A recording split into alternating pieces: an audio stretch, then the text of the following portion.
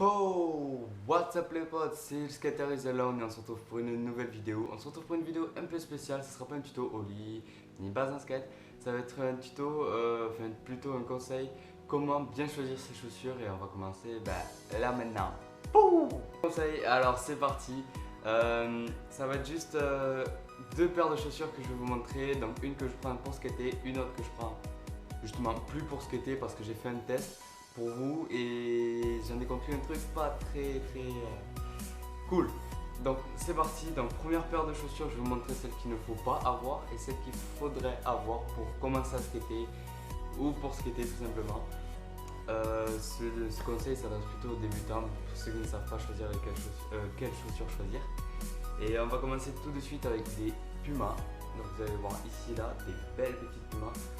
À première vue parce que j'ai fait du skate pour vous montrer les dégâts que ça peut faire. Et regardez ce que ça fait, ça donne ça. Des beaux trous dans la chaussure. Et ça, c'est au bout de 2 heures de skate que j'ai commencé à avoir ce résultat là. Et c'est pas joli en fait. Les chaussures elles sont bonnes à aller à la poubelle. Même si elles étaient vieilles, rassurez-vous. Je vais les garder pour souvenir en fait.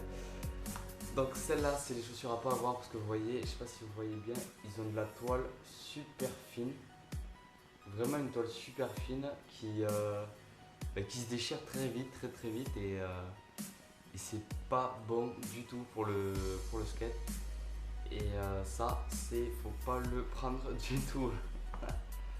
Et là maintenant, on va attaquer la deuxième paire de chaussures qui est une paire de Supra, vous pouvez le voir juste là. Une paire de Supra que je surkiffe, que j'ai amoché et vous voyez. Alors je m'en sers tous les jours, donc vous voyez les trois petits points bleus qui sont, je les vois mal ici, là-haut en remontant et là. Voilà, vous avez les trois ici. Ah, j'ai reçu une nouvelle. Vous avez les trois ici, là vous voyez la semelle qui est gravement lisse parce que à force de m'amuser avec, voilà ce que ça donne. Pour skater avec, ça lisse les pompes. Et vous voyez, je m'en sers tous les jours quand je fais du skate. Donc tout le temps, à chaque fois c'est une bonne vieille paire, elles ont maintenant 1 an et demi. Et elles tiennent le choc et franchement il faut prendre, regardez la matière, je vais essayer de vous montrer. Ouais, c'est une matière 1000 fois plus qui est largement plus resserrée, donc on va montrer les deux bouts de chaussures. Donc vous voyez la différence entre les chaussures rouges, donc les Pumas qui sont comme ça avec des mailles vachement écartées, et les Supra qui ont vraiment aucun défaut, enfin voilà, elles sont strictement parfaites. Regardez, hop, quelques petites taches, et de l'autre côté, ah, c'est pas la bonne, ah si, c'est là. Voilà, et de l'autre côté, il y a ça, ces gros trous. Alors là, 2 heures de skate, là à peu près, quasiment 3 mois de skate assuré sans problème.